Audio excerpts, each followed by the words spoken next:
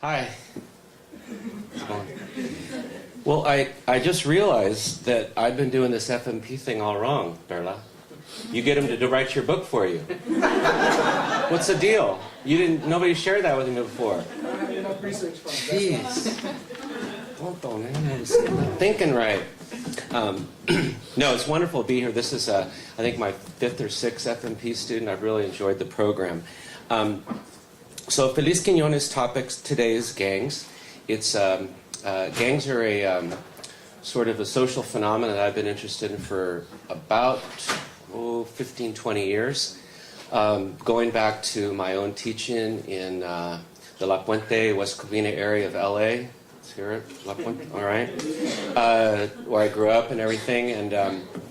And people say, well, you're in education. Why are you studying gangs and stuff and what happens in schools?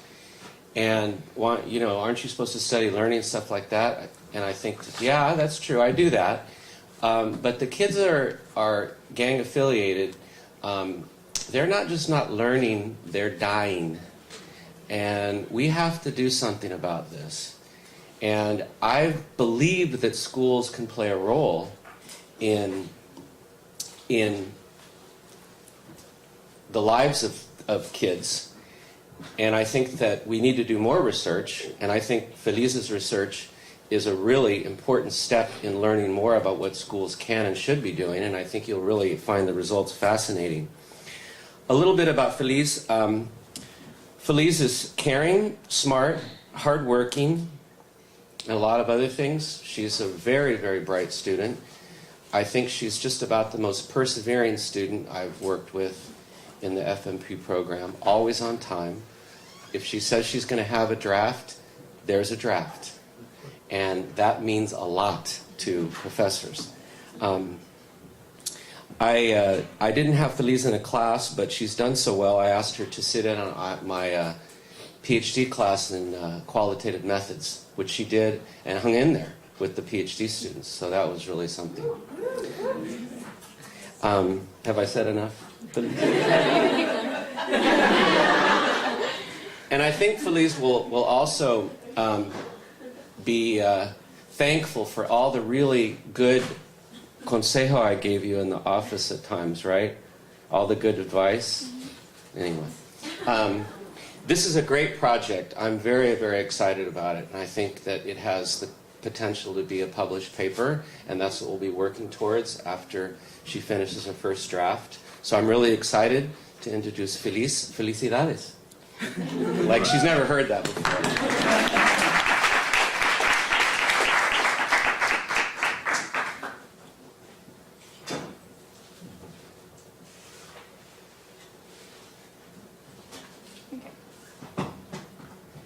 Hello everybody, my name is Feliz Quiñones and I'm a third-year intensive psychology major working with education professor Kip Reyes. So my research was on educators' perceptions of and responses to Latino gang-affiliated youth. And first of all, I just want to say that I'm really thankful for having the opportunity to stand up here and present to you guys. Being raised in Compton in a single-parent household, I know that there's a lot of people that didn't expect me to be up here presenting in front of you, but I guess they were wrong, so that's cool. And I also want to point out that it is unfortunate, though, that not a lot of people from my city get to have this opportunity that I have. And when we look at this picture, most of us see the mainstream definition of what a gang member is. We see baggy clothes, we see shaved heads, we see graffiti, we see gang signs, and we see all the physical characteristics and features that are attributed to gang members, but we don't see the potential for success. However, when I see these pictures, I see the potential for great success. I see my family and I see my friends. With that said, I want to start with some brief demographics of gang membership. As of 2009, the estimate for gang members in the United States was 1 million gang members. And that's a very controversial issue because there's no absolute definition for what a gang member actually is. But as of 2006, 36.5% of those gang members were juveniles under the age of 18, and 49.5% of those were of Latino descent. So while I'm not going to be looking at specifically gang members, I'm going to be, but I'm going to be looking at them within the education setting rather than like on the streets or something else. So I'm going to be looking at these 3 specific questions. 1, what are educators' perceptions of Latino students who are gang affiliated? 2, what can teachers do to encourage academic success among gang affiliated students? And 3, what could schools do to keep youth out of gangs altogether? So the National Youth Gang Center provided some statistics indicating that there's been an increase in gang activity over the years. 45% of the students reported gang activity within their public high schools. And aside from that, the Latino dropout rate has also remained at 30% for the past 3 decades, indicating that there's something going wrong in the schools. And so this number is actually higher for gang members, as shown by one of Vigil's study where he interviewed former gang members, and 90% of those gang members had actually dropped out between the 7th and 10th grades. Not only are they dropping out, but we also see this underachievement of Latino students within schools. When they take mathematics tests, they usually tend to perform a standard deviation lower than their white counterparts. And why is it important to look at this specific student population? Well, in the year 2050, it is estimated that around 57% of students will be students of color, and that includes Latino students. So it's important for us to learn how to retain students who are going to be the majority in schools. Previous literature shows that the schools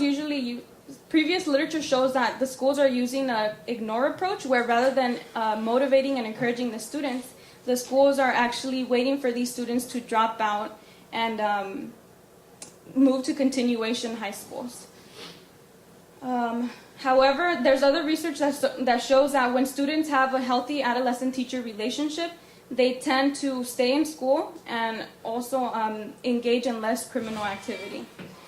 Some of the effective school characteristics that one of Brown and Medway's studies showed was that when there's high student expectations and an engaging instruction, as well as multicultural education and like intertwined within the curriculum, improves students' academic performance. So these are just some of the things that we could be doing in schools to retain our students.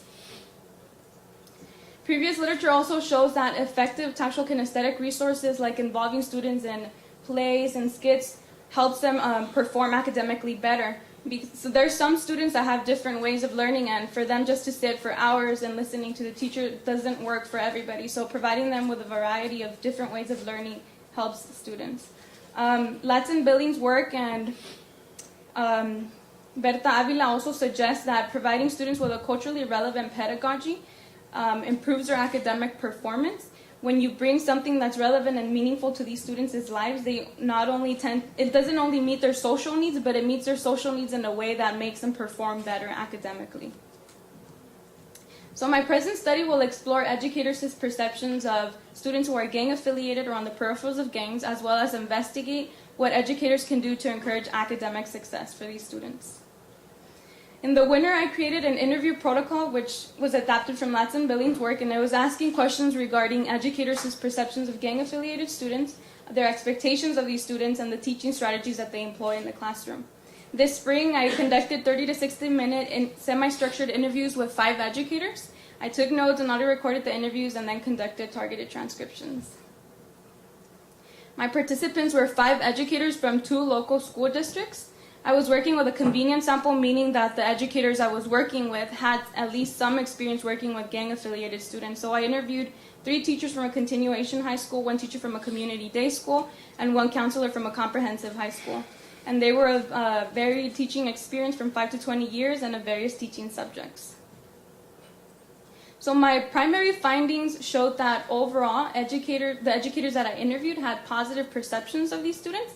And again, that might be because the educators that I was interviewing had at least some experience working with gang-affiliated students. So if we had taken new teachers who might not have, a lot of experience working with students who are gang-affiliated, then the results would have shifted in a different direction. And 2, educators suggested that making the curriculum more relevant and meaningful to these students' lives increases their academic performance. And finally, 3, while schools cannot prevent students from joining gangs, they can serve as a distraction.